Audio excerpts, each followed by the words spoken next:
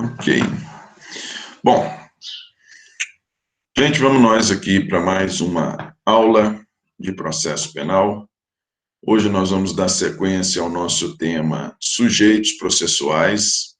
Já fizemos referência ao juiz, já fizemos referência ao Ministério Público, já fizemos referência ao acusado, já fizemos referência ao defensor, e hoje nós vamos falar de alguns outros sujeitos ou posições ocupadas, posições distintas ocupadas por sujeitos processuais, ok? Projetar aqui para vocês os slides, qualquer coisa, me interrompam, por favor. Vamos lá.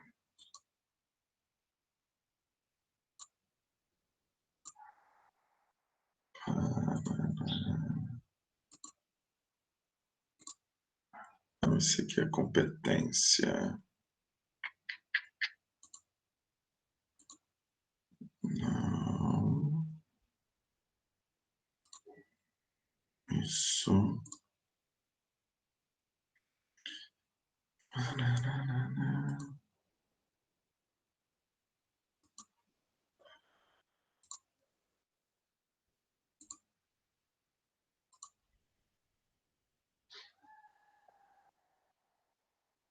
Ok.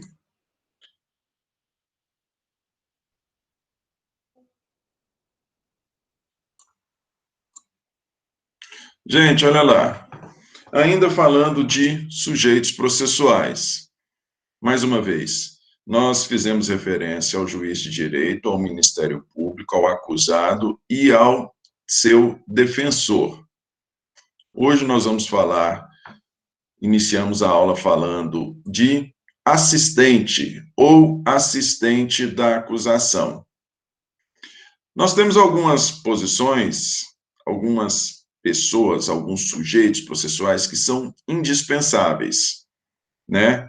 A jurisdição penal, ela é uma jurisdição necessária, de onde se conclui que, para a aplicação de pena, necessariamente nós precisamos da justiça, não é? Não existe a possibilidade de aplicação de pena se não for sem o devido processo legal, não é isso?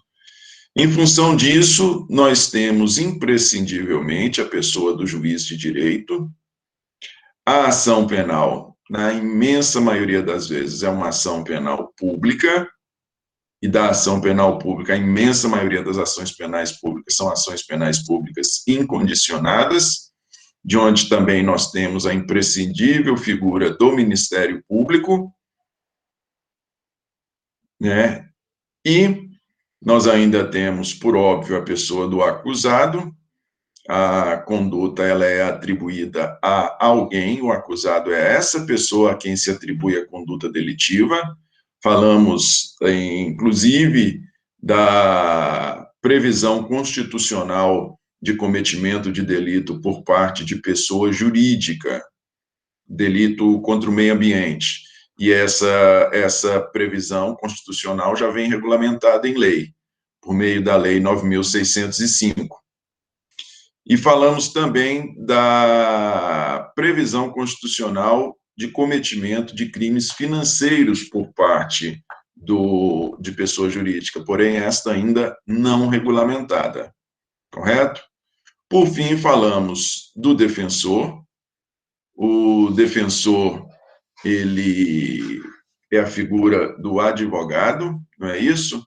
Dissemos que o advogado, conforme mandamento constitucional, indispensável à administração da justiça, necessariamente no processo penal nós temos que ter a figura do advogado, tanto temos que, ainda que o réu esteja ausente ou foragido, caso não tenha nomeado um defensor, o juiz lhe nomeia um.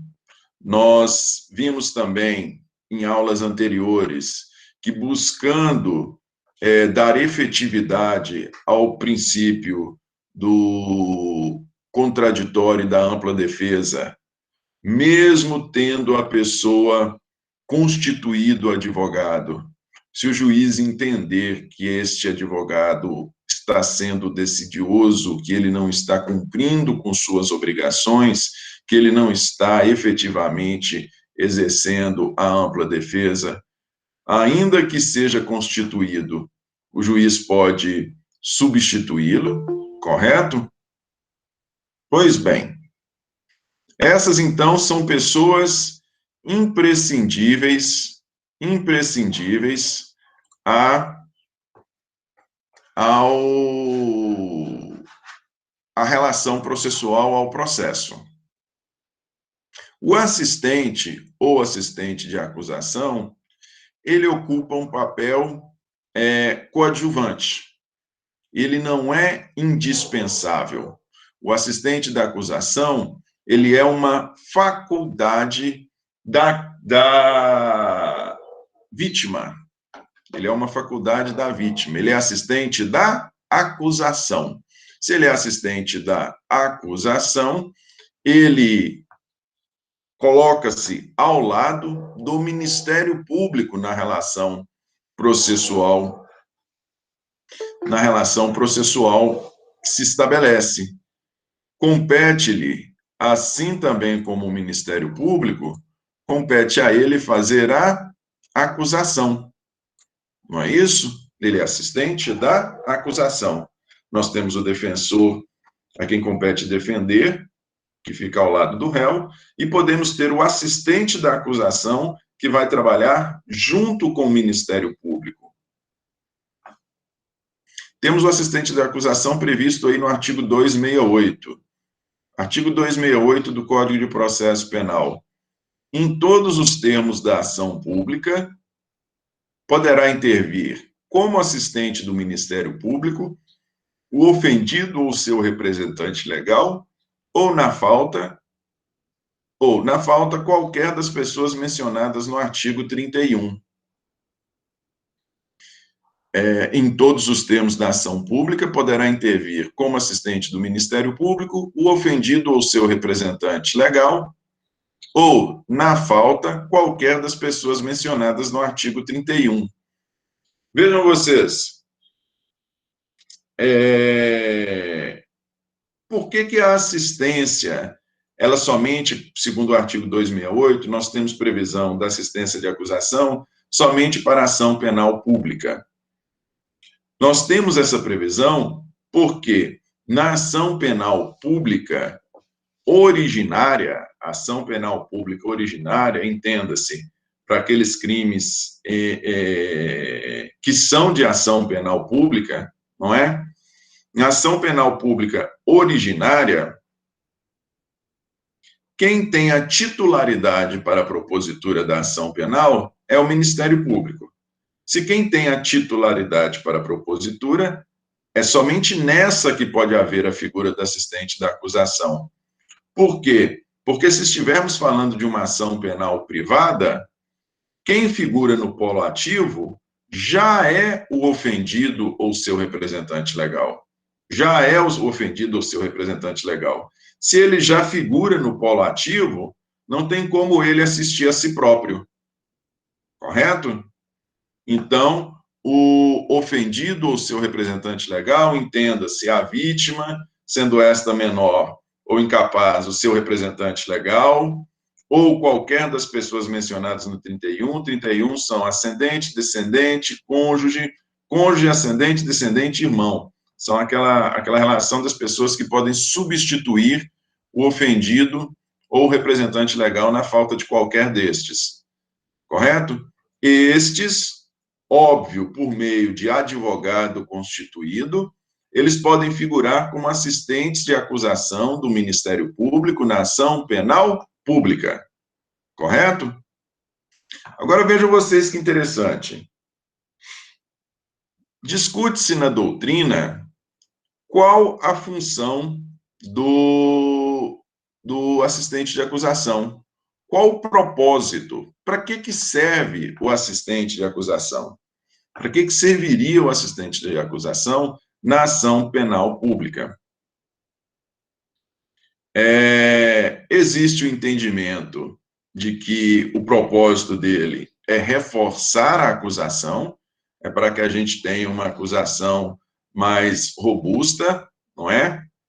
E existe o entendimento de que o propósito principal dele seria não propriamente obter uma maior condenação, mas o propósito dele seria tão somente obter uma condenação, mas com a ideia última de conseguir a reparação civil em função do cometimento do delito. Vocês lembram que um dos efeitos da sentença penal condenatória é tornar certa a obrigação de indenizar. Em função disso, vocês lembram também que a ação penal civil, ela tem a sua a ação civil tem a sua tramitação suspensa em função da tramitação da ação penal. Ou seja, o ofendido, a vítima, seus representantes ou familiares, na ausência de qualquer deles, eles terão a sua pretensão de reparação suspensa enquanto está em tramitação a ação penal.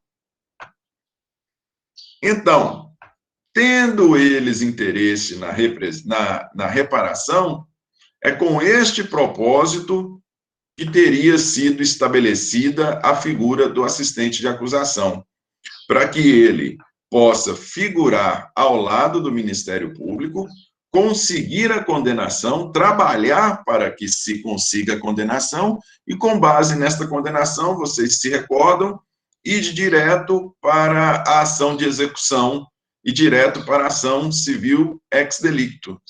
Não é isso? Vai direto para a execução. Ele não vai discutir se deve ou não se deve. Ele vai discutir, quando muito, quanto se deve. Não é isso? E por que se entende que a função dele seria tão somente esta? Entende-se que a função dele seria tão somente esta, porque, como vamos ver à frente quando estudarmos recurso, nós vamos ver que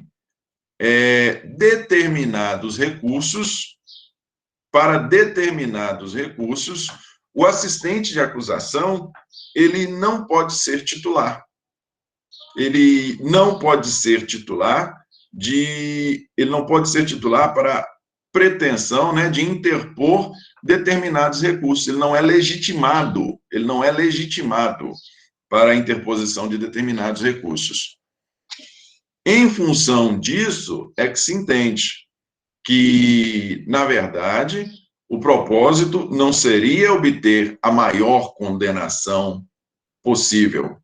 O propósito seria tão somente obter uma condenação para que, a partir dessa condenação, ele pudesse pleitear a reparação civil. Quando nós estivermos falando de recursos, nós vamos indicar propriamente quais são os recursos, quais são as situações em que o assistente de acusação pode ou não pode interpor recurso. Correto? Vamos lá. Artigo 271, que ainda refere-se ao assistente da acusação. Artigo 271, que ainda refere-se ao assistente de acusação. Ao assistente, será permitido propor meios de prova, requerer perguntas às testemunhas, aditar o libelo e os articulados, participar do debate oral e arrazoar os recursos interpostos pelo Ministério Público ou por ele próprio, nos casos dos artigos 584, parágrafo 1º e 598. Mais uma vez, ao assistente será permitido propor meios de prova, requerer perguntas às testemunhas, aditar o libelo e os articulados, participar do debate oral e arrazoar os recursos interpostos pelo Ministério Público ou por ele próprio, nos casos dos artigos 584, parágrafo 1º e 598. Olha só, O artigo 271, ele traz aí, então, quais são os poderes que possui o assistente de acusação. Vejam vocês que os poderes são bem amplos. Ele pode propor meio de provas, se eventualmente o Ministério Público não tiver pugnado por uma determinada espécie de prova.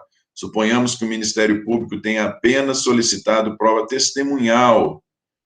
O assistente de acusação pode, não, peraí, doutor Ministério Público, o senhor se equivocou aqui para o esclarecimento da situação, seria interessante também uma prova pericial. E ele propõe a prova pericial. Ele pode requerer perguntas às testemunhas durante a audiência de instrução. Pode ser que o Ministério Público não pergunte determinados fatos que sejam do interesse para esclarecimento, né, da conduta delitiva. O Ministério Público não pergunte, o assistente de acusação pode fazer essas perguntas. Aditar libelo e articulados. O libelo, ele diz respeito ele integra uma das peças que entrega o procedimento de júri, nós vamos falar de procedimento de júri. Os articulados aqui são as manifestações escritas, não é isso? Nós temos as chamadas alegações finais, que antecedem a sentença condenatória, participar de debate oral e arrazoar, participar de debate oral, quando a manifestação não for escrita, for oral, e arrazoar recursos interpostos pelo Ministério Público. Vocês vão ver, quando a gente for estudar recurso, que quando se interpõe um recurso, nós temos dois momentos distintos.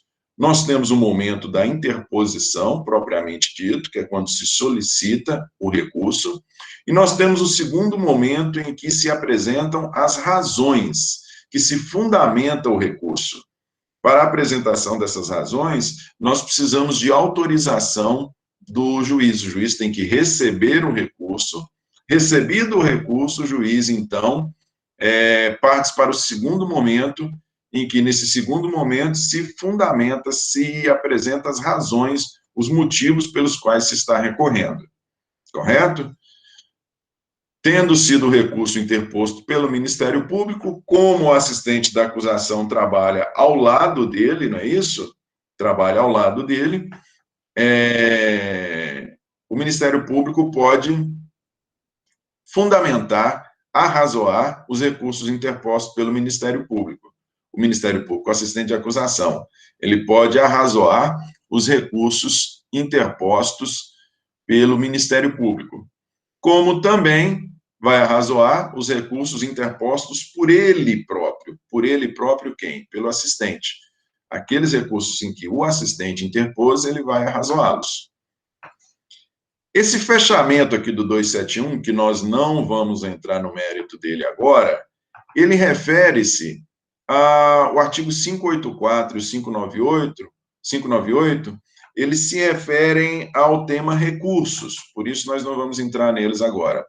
Mas isso aqui é só um indicativo para vocês verem que no fechamento do artigo do 271, quando fala ou por ele próprio, nos casos de 584, parágrafo 1º, e 598, isso aqui já é um indicativo para vocês de que não é em todas as situações que o assistente de acusação pode recorrer. Não é em todas as situações que ele pode recorrer. Nós temos, quanto ao assistente de acusação, se comparado ele com o Ministério Público, e todos dois figuram no polo ativo da ação penal, comparado ele com o Ministério Público, as possibilidades de recurso do MP são muito maiores. Com relação ao assistente de acusação, nós temos um afunilamento.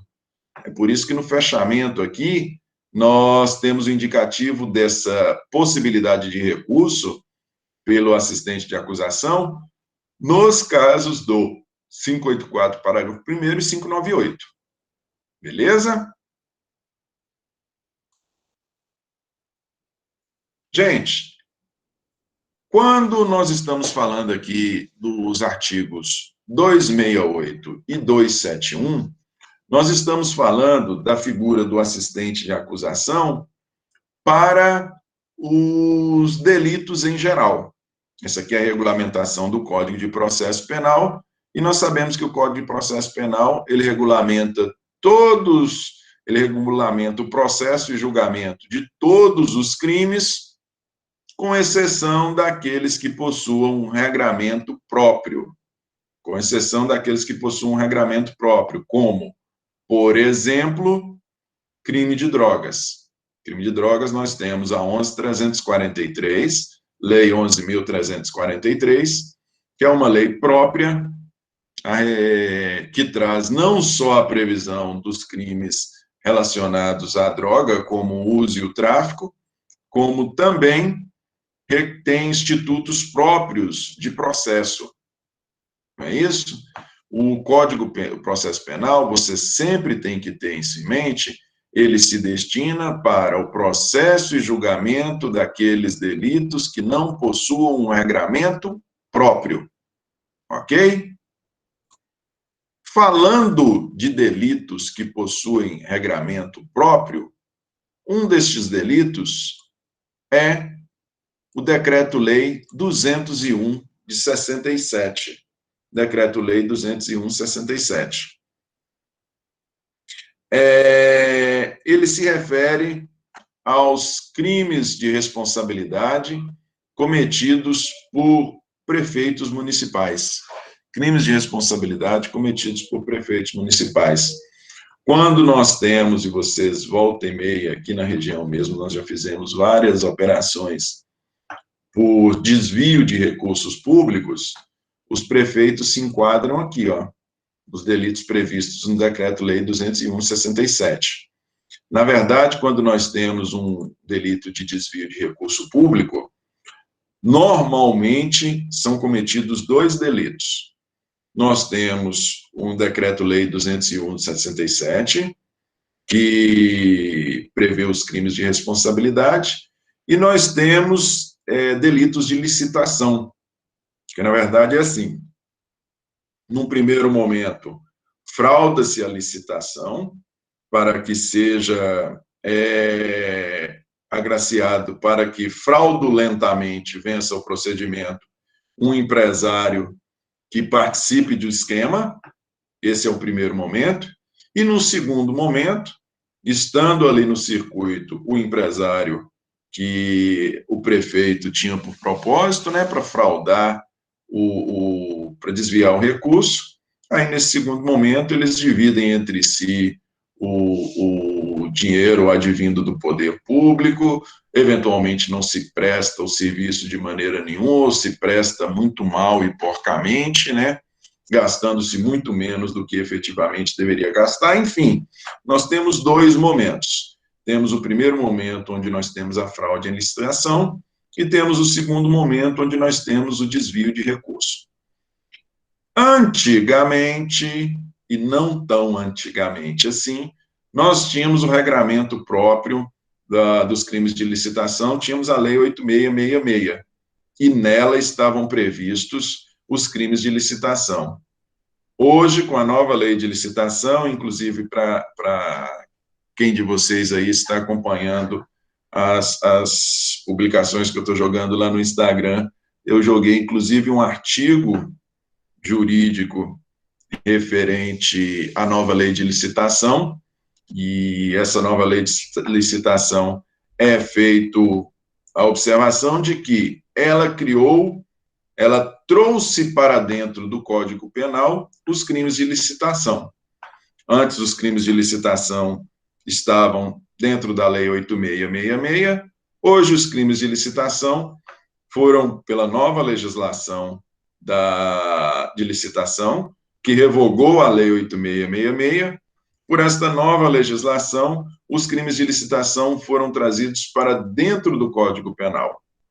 Então, quando nós temos desvio de verba por parte de prefeitos, mais uma vez, nós temos o crime de licitação, que hoje é regulamentado pelo Código Penal, e temos o desvio de verba, que é o Decreto-Lei 201 de 67. Beleza? Como disse para vocês, regramento próprio, se possui um regramento próprio, nós temos formas diferentes de assistente de acusação. Decreto-Lei 201/67.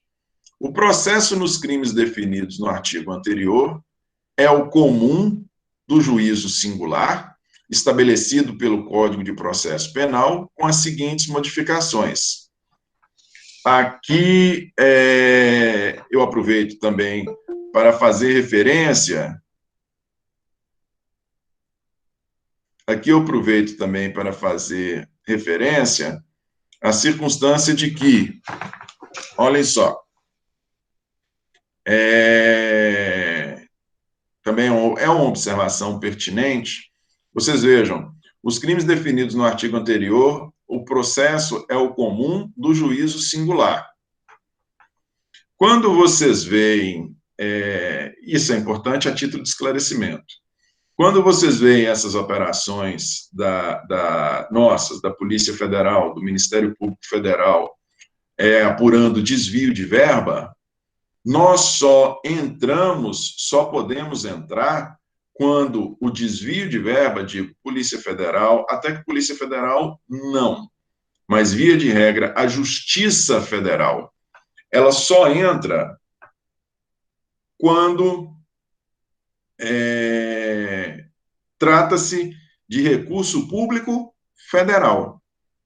Se o recurso público desviado pelo prefeito municipal veio de um convênio estabelecido, por exemplo, com o Ministério da Saúde, com o Ministério da Educação, com o Ministério das Cidades, com algum ministério do governo federal, se o dinheiro foi recebido do governo federal, se o dinheiro desviado foi recebido do governo federal, aí nós temos a competência da Justiça Federal e temos a atribuição da Polícia Federal. Por outro lado, se o recurso desviado é recurso próprio, ou seja, o principal dos tributos estaduais que nós temos é o IPTU, não é isso? Se o dinheiro desviado veio do IPTU, ou se o dinheiro desviado veio de recurso proveniente de convênio estabelecido com o Estado, quando eu digo convênio é porque nós temos ali os convênios, normalmente como são? Os convênios são assim,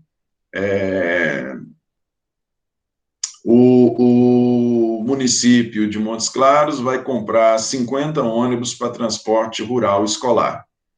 Aí ele firma um convênio com o Ministério da Educação, o Ministério da Educação entra com 90% do valor, o município de Montes Claros entra com 10% do valor. Esse é um convênio firmado com o propósito de aquisição de transporte escolar da zona rural, correto? Isso é um convênio. Neste caso, o recurso veio do governo federal. A competência da Justiça Federal, atribuição da Polícia Federal. Por outro lado, se ao invés de ter sido firmado um convênio com o Ministério da Educação, tivesse sido firmado um convênio com a Secretaria Estadual de Educação, e o dinheiro para a compra desses 50 ônibus tiver vindo 90% do Estado e 10% do município, neste caso, a competência não é da Justiça Federal. Neste caso, a competência é da Justiça Estadual. Competência da Justiça Estadual. Quem tem atribuição para investigação é a Polícia Civil. Polícia Civil e Ministério Público Estadual, ok? Mas isso é só a título de esclarecimento.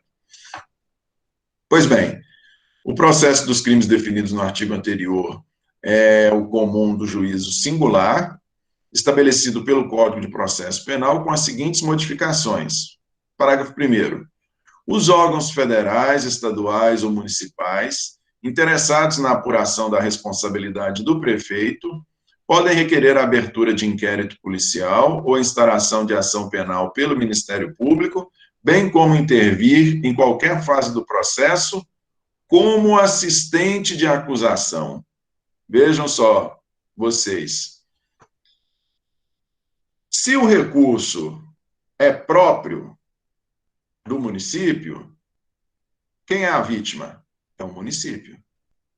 Se o recurso vem do Estado, quem é a vítima? É o Estado.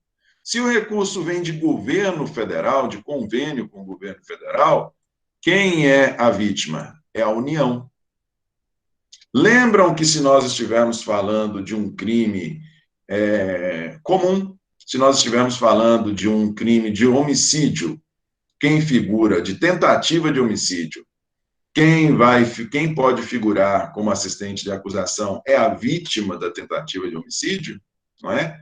É a vítima, é ela que vai figurar como assistente de acusação por meio de advogado nomeado. Aqui, se nós estivermos falando de crimes contra a administração pública praticados por prefeito, crimes de responsabilidade praticados por prefeito, vai depender da natureza do recurso. Se for recurso próprio, quem vai se habilitar, quem pode se habilitar como assistente de acusação é o próprio município. O município de Montes Claros, nós estamos falando aqui, eventualmente, vamos falar de um ex-prefeito qualquer, é o município de Montes Claros que vai se habilitar como defensor, como assistente de acusação, perdão. Se o recurso for estadual, é o Estado de Minas Gerais. Se o recurso for federal, é a União. Tranquilo?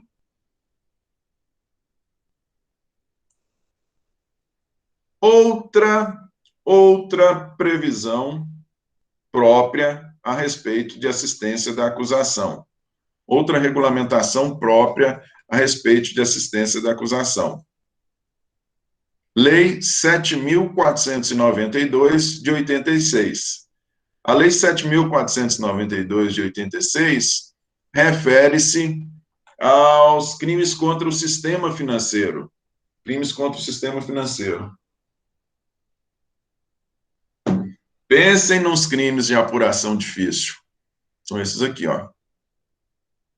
Crime contra o sistema financeiro de apuração difícil pra caramba. Mas está lá. Tem uns 2 inquéritos lá a respeito. Crimes contra o sistema financeiro. Artigo 26. A ação penal, nos crimes previstos nessa lei, será promovida pelo Ministério Público Federal perante a Justiça Federal. Então, vejam, crime contra o sistema financeiro não tem nada a ver com origem de recurso.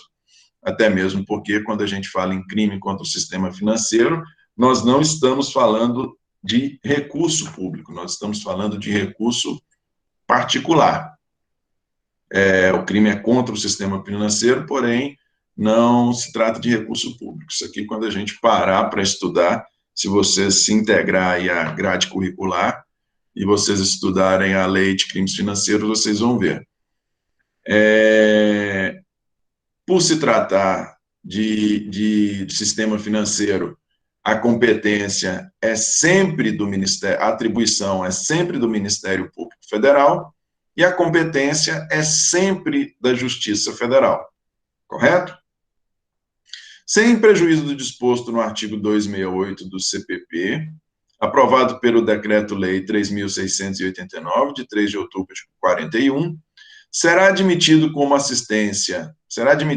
a assistência da Comissão de Valores Mobiliários, quando o crime tiver sido praticado no âmbito da atividade sujeita à disciplina e à fiscalização desta autarquia, e do Banco Central do Brasil, quando, fora daquela hipótese, houver sido cometido na órbita da atividade sujeita à sua disciplina e fiscalização.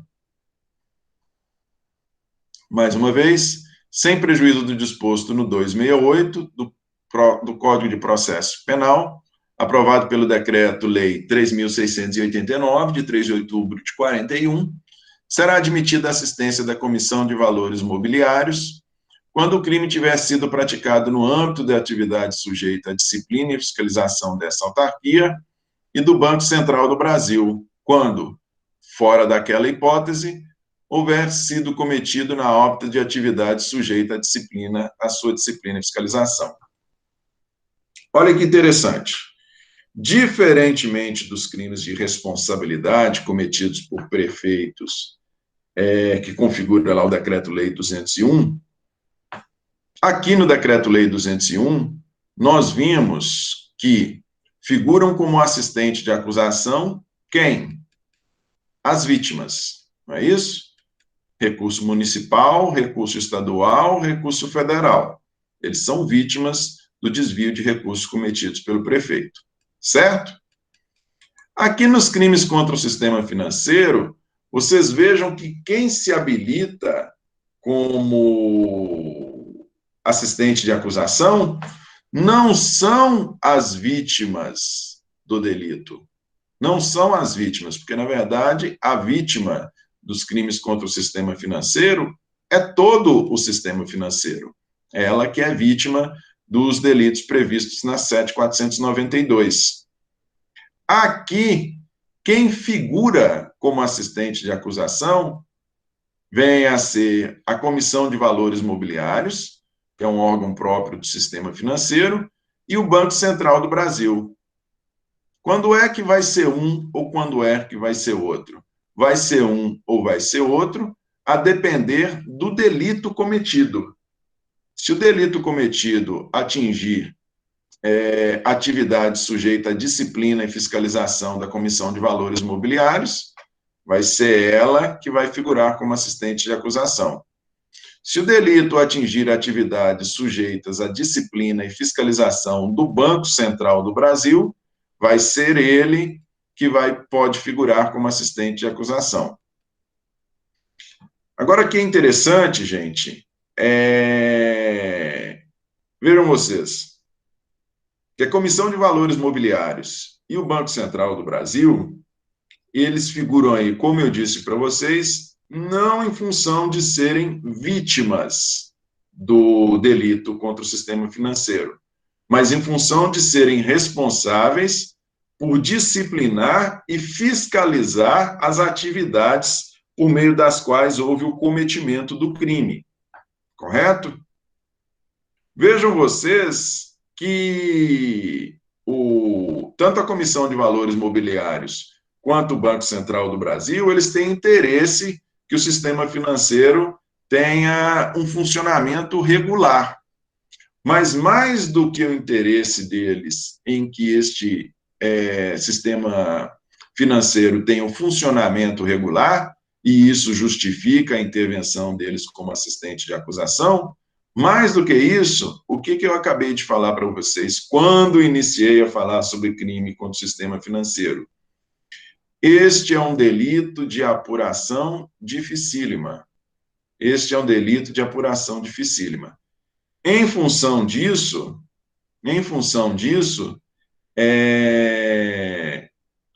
a possibilidade de a Comissão de Valores Mobiliários e do Banco Central do Brasil figurarem como assistentes da acusação, na verdade, eles estão ali também para ajudar no esclarecimento dos fatos. Eles estão ali para ajudar o Ministério Público Federal, que é a quem compete fazer a acusação, não é? Está aí no artigo 2º, artigo 26, é o Ministério Público Federal quem faz a acusação perante a Justiça Federal. Eles estão ali também para ajudar na acusação, no esclarecimento dos fatos, exatamente por os fatos serem complexos. Ok? Não necessariamente por serem vítimas, como é o caso do Decreto-Lei 201. Aqui eles não são vítimas. Aqui eles simplesmente regulamentam e fiscalizam o sistema financeiro. O Decreto-Lei 201, não. O Decreto-Lei 201, quem figura como assistente de acusação é vítima. Beleza?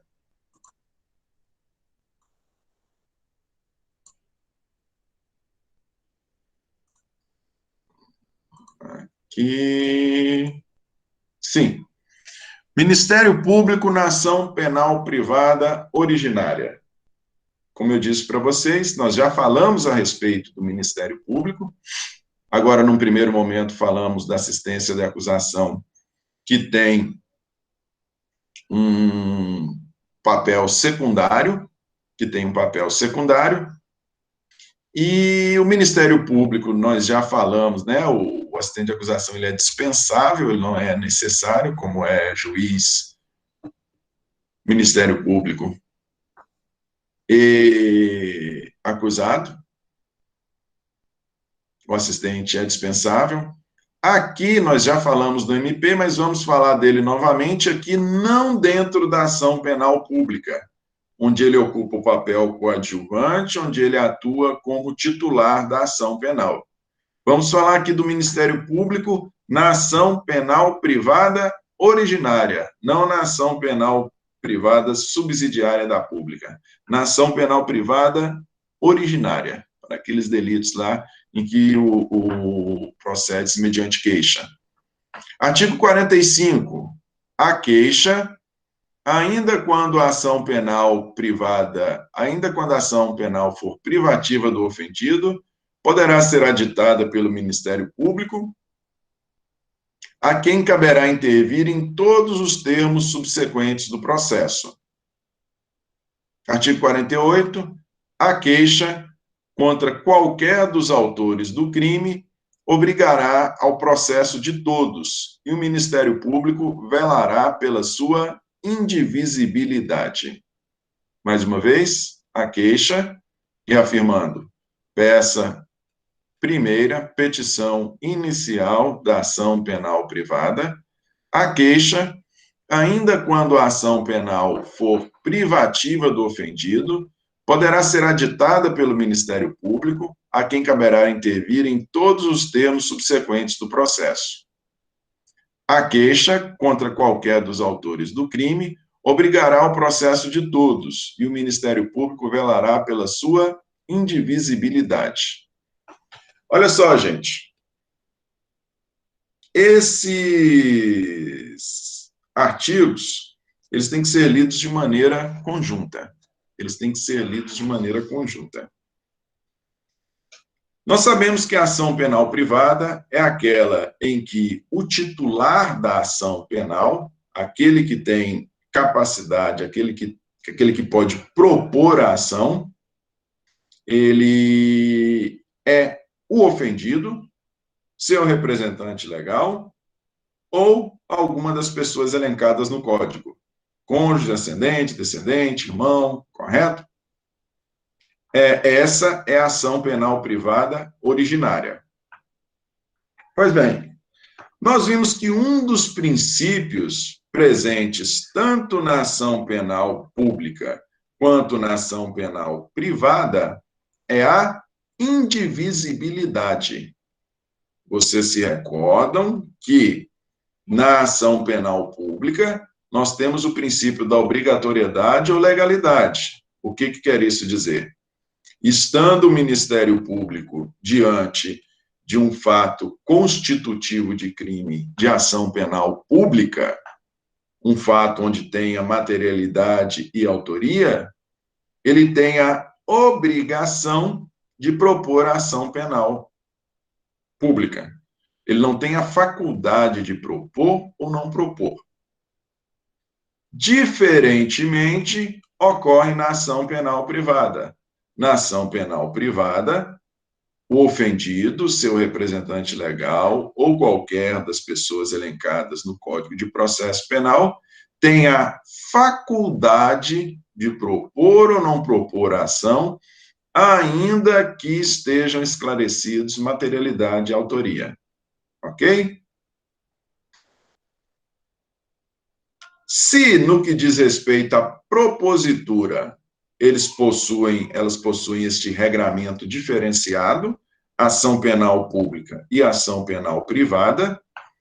No que diz respeito às pessoas que vão ser objeto da ação penal, as pessoas que vão ser processadas em face de quem a ação vai ser proposta, sendo o caso de ação, sendo o caso de crime cometido em concurso de pessoas, no que diz respeito a elas, as pessoas contra as quais, em face das quais a ação vai ser proposta, neste caso, tanto a ação penal pública quanto a ação penal privada possuem um mesmo princípio, que é o princípio da indivisibilidade. Não existe a possibilidade da ação penal ser proposta apenas contra ser proposta apenas contra um dos responsáveis pela conduta delitiva, sabendo-se, estando devidamente identificados todos os envolvidos. Nem a ação penal pública, nem a ação penal privada. ou se na ação penal pública obrigatoriamente tem que se propor ação e obrigatoriamente tem que se propor ação contra todos os envolvidos identificados, na ação penal privada pode se propor ou não a ação. Depende da vontade do ofendido. Mas uma vez proposta a ação, optando ele pela propositura da ação, essa ação tem que ser proposta contra todos os autores identificados, beleza?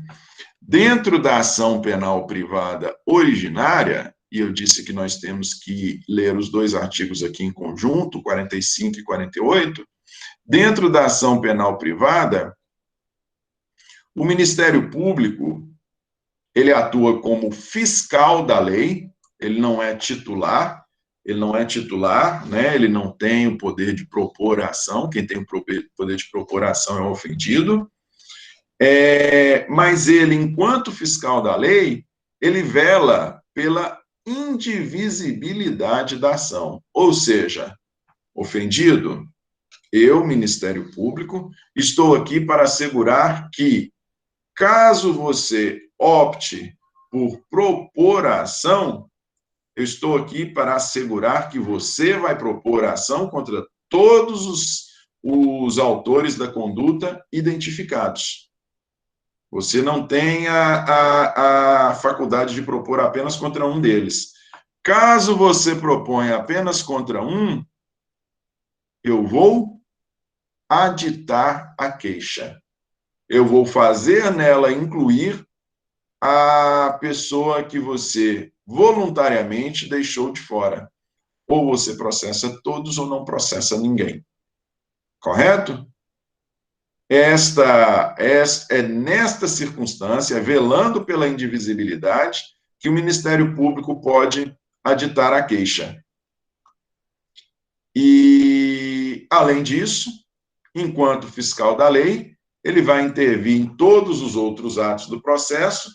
Sempre, quando se fala de Ministério Público figurar como fiscal da lei, ele está ali realmente para se assegurar que a lei processual está sendo obedecida na tramitação daquele processo. Essa que é a função dele. Ele é fiscal da lei, ele está ali para olhar se os atos estão sendo realizados no momento previsto em lei, se estão sendo realizados na ordem estabelecida em lei, se os prazos estão sendo observados, correto? Ele está ali como fiscal da lei. O aditamento previsto aqui no 45, a gente tem que entendê-lo em conjunto com a parte final do artigo 48, no sentido de que cabe ao Ministério Público velar pela indivisibilidade da ação penal privada. Ok? E, por fim, já fizemos referência a este tópico quando estudamos ação penal privada subsidiária da pública, porém é importante aí a gente reafirmar a função do Ministério Público na ação penal privada subsidiária da pública. Apenas para recordarmos,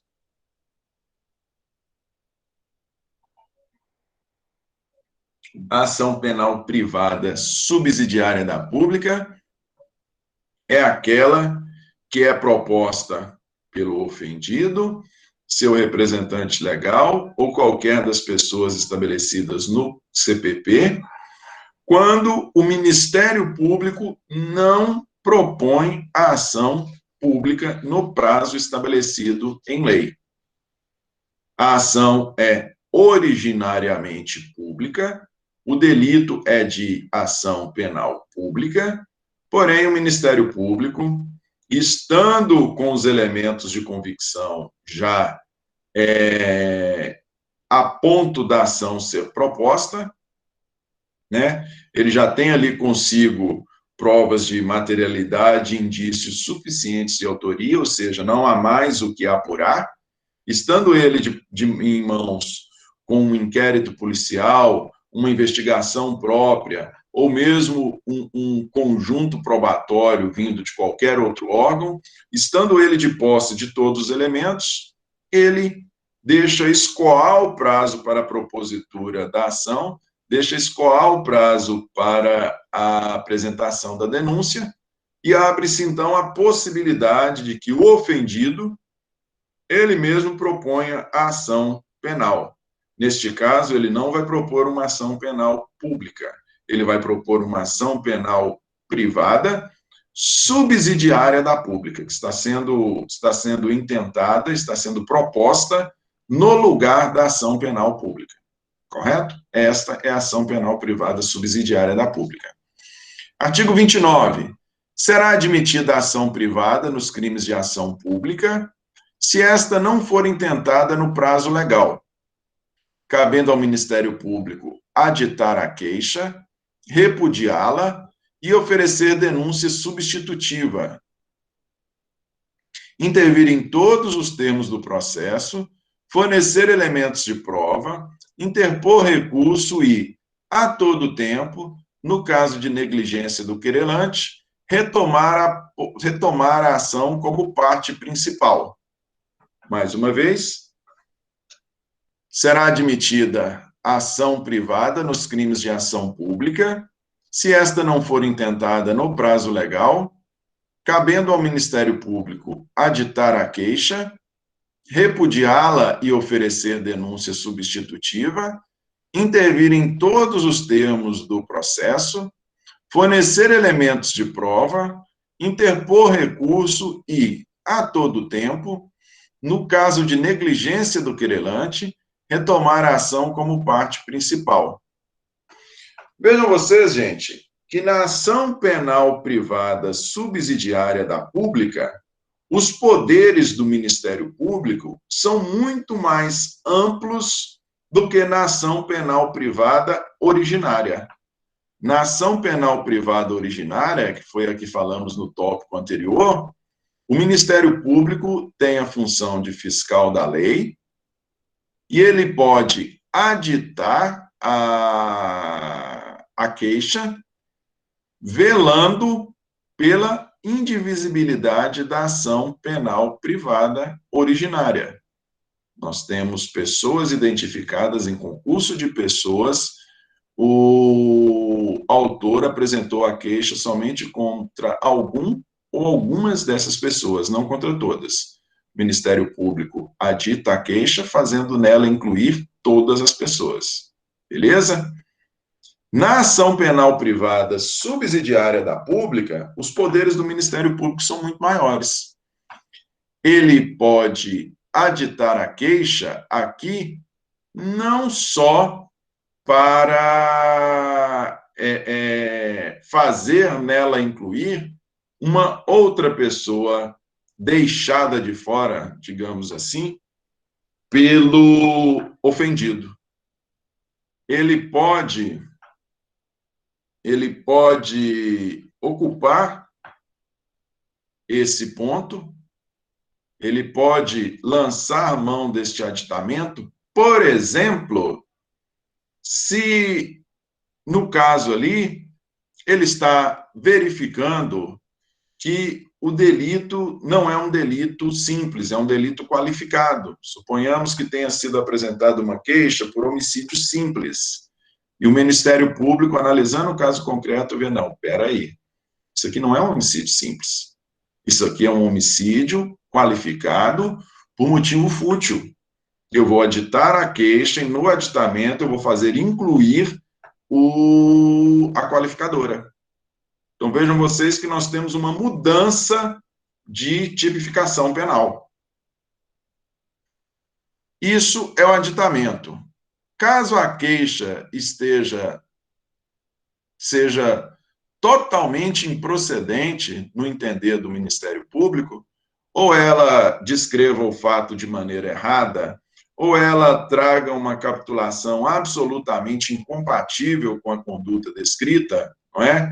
Ela descreve ali uma lesão corporal leve e tem uma tipificação de homicídio qualificado, ou caso seja realmente mal feita, né, feita muito mal e porcamente, aí o Ministério Público, ao invés de aditá-la, o Ministério Público pode repudiá-la e vai oferecer uma denúncia substitutiva, uma denúncia no seu lugar. Esse é o segundo poder aí do Ministério Público. Ele também intervém em todos os termos do processo. Vejam, ele fornece elementos de prova, nós não temos essa previsão na ação penal privada. E ele tem a possibilidade de interpor recurso, nós também não temos essa previsão na ação penal privada originária. E a todo tempo, em caso de negligência do querelante, ele pode retomar a ação como parte principal. Até ele retomar a posição como parte principal, ele ocupa a posição de coadjuvante. Quem ocupa a parte principal é o ofendido, é aquele que propôs a queixa substitutiva da denúncia. Ele que ocupa a parte principal. Até o MP retomar essa posição, quem a ocupa é o ofendido. Pois bem, se nós tivermos negligência do querelante na ação penal privada subsidiária da pública, o Ministério Público pode retomar essa posição. Se estivéssemos falando de ação penal privada originária, não há que se falar em retomada da posição por parte do MP. Por quê? Porque o MP nunca foi titular originário da ação penal privada. Então, não existe a possibilidade dele retomar a posição, porque você só retoma uma posição que um dia foi ou que seria sua. A titularidade da ação penal privada originária nunca foi do Ministério Público. Então, não tem como ele retomar essa posição. Ok? Gente, isso é o que eu tinha para falar para vocês a respeito de sujeitos processuais, fechando aí, então, o nosso tema. Eu não vou adentrar em competência, não, para a gente não quebrar a linha de raciocínio. Vocês têm algum questionamento aí a fazer a respeito de ação penal, perdão, a respeito de sujeitos processuais? Algum questionamento? Sim ou não?